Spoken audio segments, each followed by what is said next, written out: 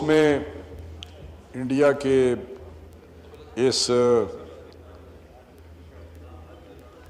जो अग्रेशन उसने किया है पाकिस्तान के ख़िलाफ़ और एक ऐसा बहाना बनाया जो खुद साख्ता था वाक़या, और उस वाक़े को पाकिस्तान के साथ जोड़ा गया जिसको पहलगाम वाक़या कहते हैं। वहाँ पे कुछ कैजुअल्टीज़ हुई जिसको दहशतगर्दी का नाम दिया गया। दहशतगर्दी वहाँ पे जिस तरह का हिंदुस्तान ने माहौल पैदा किया हुआ है मकबूजा कश्मीर में, जो 370A आर्टिकल का जो उसने अमेंडमेंट करके ड्रामा रचाया, नेक्स्ट किया मकबूजा कश्मीर को, ये मैं इसलिए कह रहा हूँ कि कुछ अरसे से हिंदुस्तान, ये किसी को कोई मुबालगा नहीं है कि हिंदुस्तान जब से पाकिस्तान माज़ वजूद में आया है उसको एक आंख भी नहीं बाता कि पाकिस्तान का वजूद कायम रहे। उसने हर मरले पे कोशिश की है, जब भी उसको मौका मिला है या मौका उसने क्रिएट किया है अग्रेशन का, उसने उस मौके को जाने नहीं दिया। मशरकी पाकिस्तान का वाक़या देखें, लेकिन हमारी अफवाज पाकिस्तान ने हमेशा उनके इस नापाक अज़ाइम को खाक में मिला दिया है। उनको हमेशा उनके अज़ाइम को फेल कर दिया है। और लेकिन कुछ अरसे से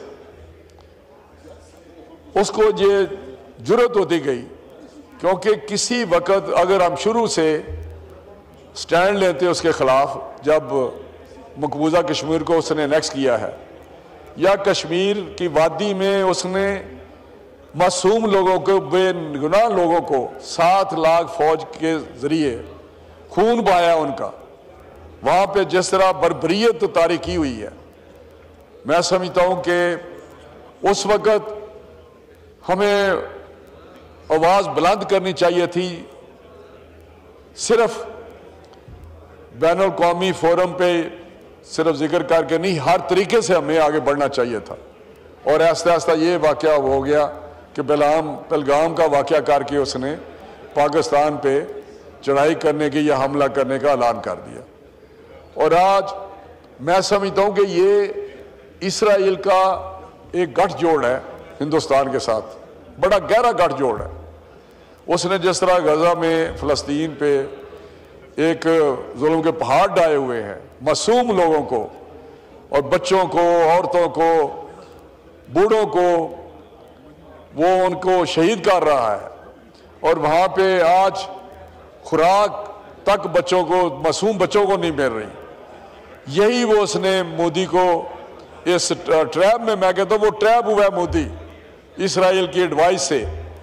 भाई वहाँ इसराइल के पास तो नहते लोग थे फ़लस्तीनी, यहाँ आपका वास्ता पड़ेगा पाकिस्तान के साथ। पाकिस्तान वो मुल्क है जो अपने जहाद के जज्बे से सरशार है। जनाब स्पीकर, मैं आपको बताना चाहता हूँ कि मैं अभी जिक्र कर रहा था, हमारे ये मुश्ताक साहब हैं हमारे सेक्रेटेरिएट से, तो मैंने कहा कि मेरे हल्के से बहुत सारे फ़ोन आ रहे हैं नौजवानों के कि हमें एनरोल किया जाए, हमें लिस्ट किया जाए, हम जाकर बॉर्डर पर लड़ना चाहते हैं। उन्होंने कहा कि आप कोई नहीं, हमें भी आ रहे हैं। ये जज्बा है हमारे मुल्क में कि ये हमारी फ़ौज पाकिस्तान अकेली नहीं, पूरी 24 करोड़ अवाम उसके पीछे खड़ी है और अपनी जानें कुर्बान करने को तैयार है। और ये इसका पीछे हमने इजहार कर भी चुके हैं, जब भी 65 की वार हो, 71 की वार हो। आप बशरी पाकिस्तान की बात करते हैं। बशरी पाकिस्तान में वहाँ की आबादी अफवाज के साथ नहीं थी। मुक्ति बानी या जो उन्होंने साजिश की उस वक़्त हिंदुस्तान ने, आज ये 24 करोड़ अवाम अपनी फ़ौज पाकिस्तान के पीछे हैं। और हमारी फ़ौज पाकिस्तान वो हैं जो दुनिया में नंबर 1 है। ये मैं रिकॉर्ड की बात कर रहा हूं, मैं रिकॉर्ड की बात कर रहा हूं। पिछले दिन एक पोल हुआ इंटरनेशनल लेवल, पूछा कि कौन सी अफवाज 10 नंबर उसने 1 2 3 4 करके आए, तो उसने कहा कि अफवाज सारी दुनिया की इसको नंबर लगाएं, कैटेगराइज करें। तो जब वो नंबर लगे, मैंने खुद देखा तो उस पर नंबर 1 पाकिस्तान का था। ये पाकिस्तान का नहीं, ये बाहर की मैं बात कर रहा हूं। और नंबर 2 अमेरिका का था और हिंदुस्तान का नंबर 6 था।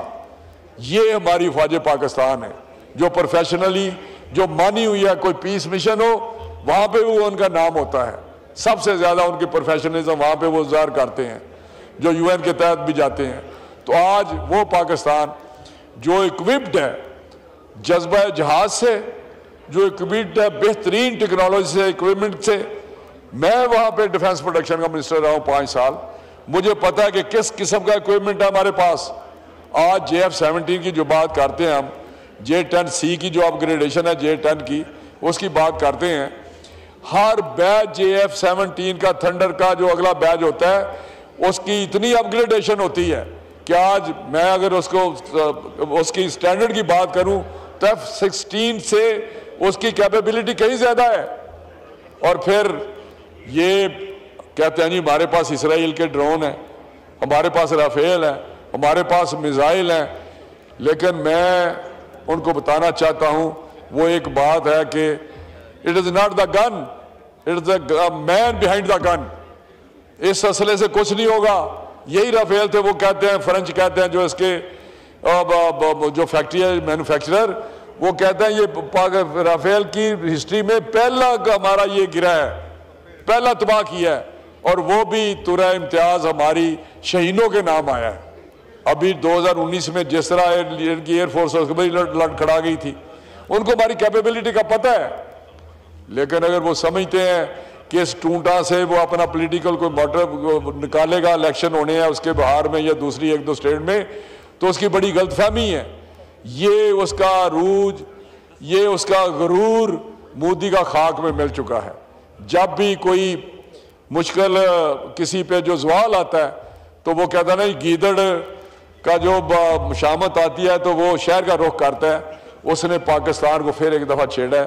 मैं समझता हूँ कि मैं उसको बताना चाहता हूँ कि आज जो ये पार्लियामेंट है जो 24 है, अगर उसको ये था कि यहाँ शायद पॉलिटिकल वहाँ भी डिफरेंसेस हैं, उनकी कौम इस तरह यकजा नहीं है।